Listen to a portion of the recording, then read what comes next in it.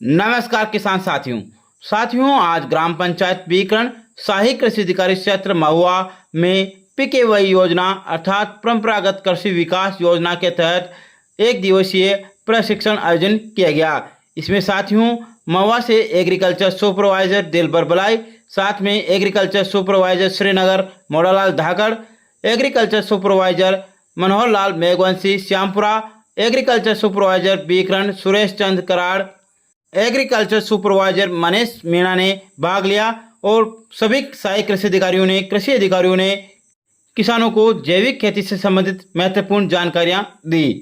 पूर्व सहायक कृषि अधिकारी सत्यनारायण चौहान ने किसानों को वर्मी बेड और वर्मी कंपोस्ट तथा वर्मी वाश के लाभ के बारे में बताया और सहायक कृषि अधिकारी शांतिलाल जैन ने आज के युग में जैविक खेती का महत्व क्यों जरूरी है इसके बारे में किसानों को विस्तार से बताया।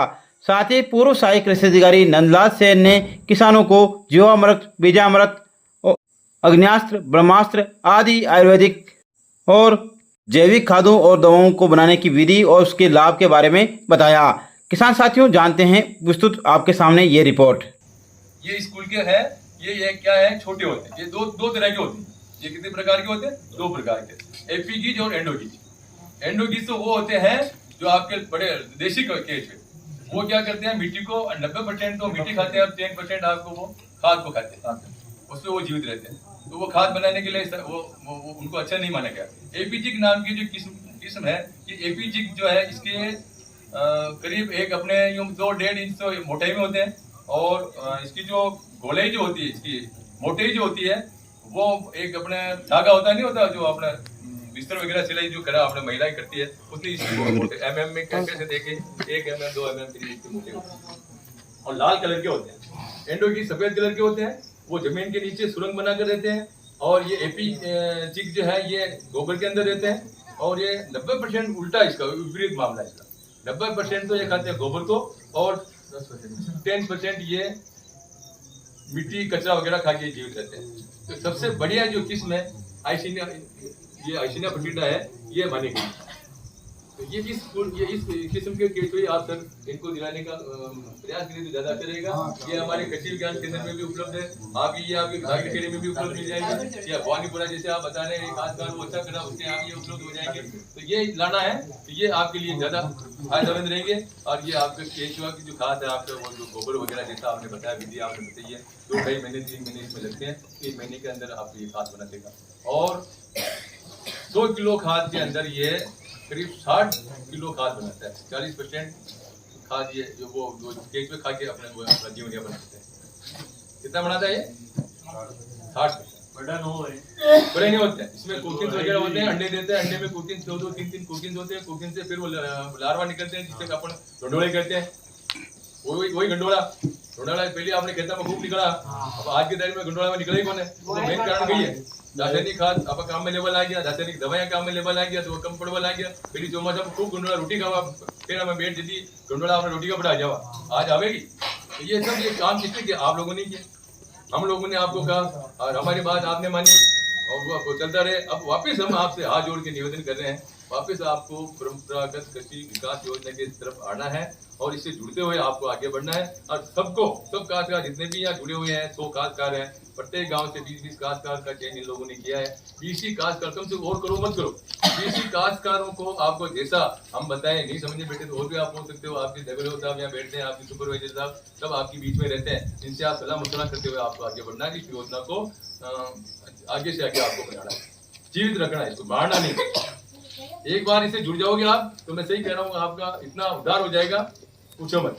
कम से कम जब एक हेक्टर में, मैं कह रहा हूँ 1 हेक्टर तो बहुत ज्यादा हो जाता है शायद।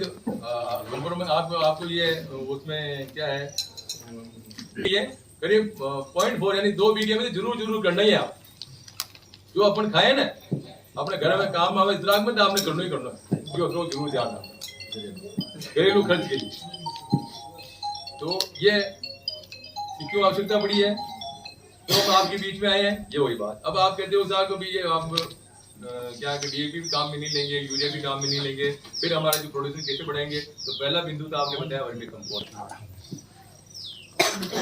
बीज से जो बीमारी पैदा होती है उस बीमारी को रोकने के लिए बीजामृत काम में लिया जाता है। ये भी अपना देसी नुस्खा है। क्या है ये? देसी नुस्खा। अब इसमें आपको कैसे बनाना, क्या करना है और क्या क्या इसमें आवश्यकता रहती है बनाने के लिए। एक ड्रम चाहिए, आप छोटे ड्रम भी ला सकते हैं, कोई जरूर नहीं जो आप प्लास्टिक का ड्रम आता है वो ड्रम। एक तो वो ड्रम लेना है, पानी आपके पास में नहीं है, गोबर आपके पास में नहीं है, गोमूत्र। अब गोमूत्र के लिए आपको गाय पालनी पड़ेगी। जो गायें जो रोड के ऊपर बैठी रहती है उनको वहां नहीं बिठा के अपने घर बांधना पड़ेगा। यूपी सरकार ने तो गायों को के ऊपर भी शायद मेरे हिसाब से कोई पैसा की घोषणा कर दी कि इतने रुपए जो गाय पालेगा उसको हम देंगे साल में। हो सकता है आने वाले टाइम में अपने यहाँ भी राजस्थान में भी इसकी घोषणा हो जाए। तो मेहरबानी करके आप पहले तो गौपालक बनो। गौपालक बनने के बाद में जितनी भी ये विधियां उससे आप गौमूत्र इसमें सबसे ज्यादा काम आएगा। और गौमूत्र आपके पास अवेलेबल होगा तो ही अपन आगे बढ़ पाएंगे। और ये जो जितने भी मैं नुस्खे बताऊंगा आपको उसको कर। तो सबसे पहले लिया मैंने बीजामृत। बीजामृत क्या करता है? बीज से जो पैदा होने वाली बीमारियां उसको रोकता है।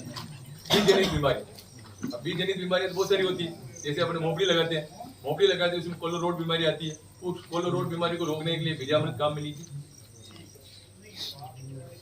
दूसरा आप बता रहे थे जैसे मक्खियां पीली पड़ जाती है, पीली पड़ने के बाद में वो बढ़वार नहीं होती है, उसके अंदर बीज को उपचारित करके फिर आप बीज लगाइए। तो ये टीका यानी कि टीकाकरण, जैसे टीकाकरण मनुष्य में इसमें होता नहीं होता, इसी तरह फसलों के बीजों के अंदर भी 3 टीके लगते हैं। वो 3 टीकों से आपको गुजरना पड़ेगा। वो 3 टीके लगाकर ही आप यदि खेती करोगे तो उसमें ज्यादा से ज्यादा आपको फायदा होगा। तो ये बीजामृत आप कैसे बनाएंगे? इसके लिए एक तो ड्रम चाहिए, दूसरा इसमें गाय का बेहतर पानी का अंदर 5 लीटर गौमूत्र, गोबर 5 किलो, 50 ग्राम चूना, 100 ग्राम मिट्टी, जैविक मिट्टी। जैविक मिट्टी का मतलब बड़का और टिवड़ी का नीचो। ये सारी जानकारी आपने मिली हुई दे रखी होगी। तो ये इनको उसमें एक वो ड्रम में डालना है, ड्रम में डालकर फिर इसको हिलाना। क्या करना आपको? हिलाना है। अब हिलाने के लिए अब कैसे हिलाना आपको? तो जैसे अपन नदी के अंदर चलते हैं, जो बरसात आती है तो पुणे के पास में वो भंवरी पड़वा लग जाए, भंवरी पड़ेगा ना पड़े तो वैसी भंवरी इसको यूं राइट साइड में से घुमाते भंवरी पड़ना लग जाए, तब जाके आपको रुकना है। उससे क्या कि आपका वो नीचे तक का जो है वो नीचे से ऊपर से नीचे तक का हिल जाएगा सारा पानी और आपका बीज तैयार। 100 किलो बीज में इसमें ये जो बीजामृत तैयार होगा इससे 100 किलो बीज ट्रीटेड आपको करना है। ये क्या इसलिए बता रहा हूँ आपको क्योंकि स्वयं का टाइम आ रहा है। अभी आप जो अभी बरसात हुई है, इसीलिए मान लो चना सरसों वगैरह आप लगाना चाहते हो तो सरसों और चने का टाइम है। इसमें आज यदि आप कोई लगा रहे हो और जो आपने एरिया दे रखा है उसमें यदि आप चना सरसों लगा रहे हो तो उसमें बीज को जो उपचारित करना है तो आपको इससे बीज उपचारित करना है। और एक बीज उपचारित करने का आता है ट्राइकोडर्मा। क्या आता है? ट्राइकोडर्मा। ये एक फंजीसाइड है और ये पाउडर होता है और जैविक है। ये फंगस है, ये भी एक तरह से क्या है? ये फंगस है। अब ये फंगस उसमें बीज में अपन मिलाएंगे ना 2 ग्राम प्रति किलो बीज के हिसाब से उसको ट्राइकोडर्मा का आपको मिला के सूखा ही मिलाना है। पहले बीज के अंदर पानी का हल्का सा छिड़काव दे दो, फिर ट्राइकोडर्मा उसमें मिला दो, मिला के छाया में सुखा कर फिर आप बीज को खेत के अंदर उगा दो। तो जो बीज से पैदा होने वाली बीमारियां जो भी बीज जैसे चने में बीज आती है, ब्लाइट आती है, ये बीमारियां आपके नहीं है। ये भी आप कर सकते हो। इसी तरह सरसों के बीज को भी उपचारित कर सकते हो, ये भी आपको करना है। फिर दूसरी विधि है जीवामृत। जीवामृत में भी वही प्लास्टिक का ड्रम चाहिए। अब जीवामृत के बारे में आपको बता रखा है, कोई एक घास काटने का बताओ कौन बता सकता है इसमें क्या क्या सामग्री चाहिए? तो मैं दोहराऊं नहीं, मैं आपसे सीखूं। नहीं हो तो मैं बताऊं, याद नहीं हो तो वापिस आपको रिपीट हो जाए और डायरी में लिखिए। चलो अब इसमें क्या है? जीवामृत बनाने के लिए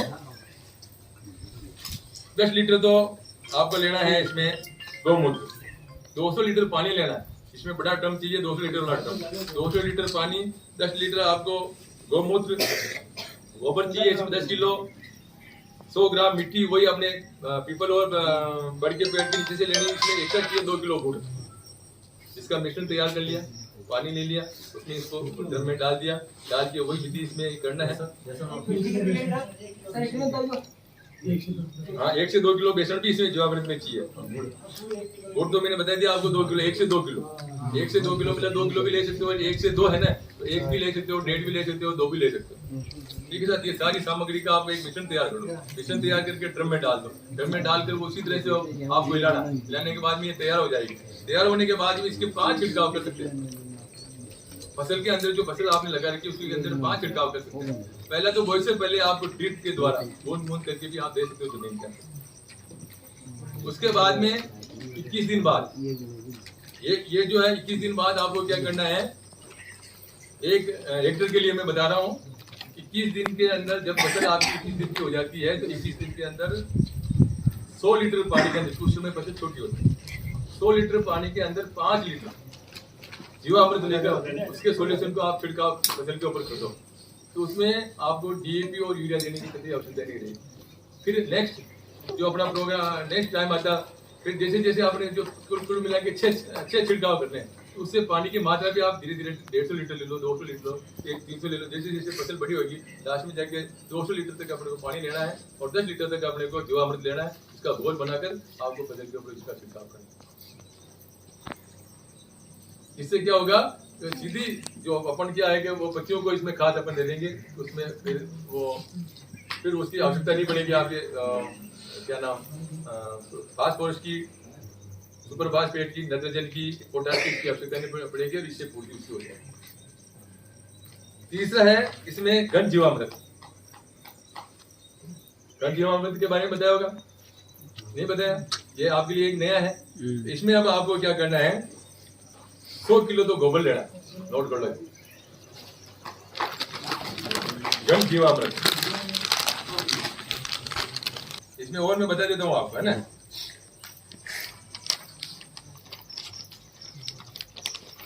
ऊपर एक बना लो, साइड में तो लिख दो ये प्रोडक्ट के नाम। हाँ, जीवामृत में 5 लीटर ऐसे छोटे छोटे जीवाणु होते हैं, वो सबसे लाभप्रद होती है, वो 100 ग्राम चाहिए। उसके नीचे वाली मिट्टी, बड़ी के नीचे पर बेटा ना, वो के नीचे जो मिट्टी हो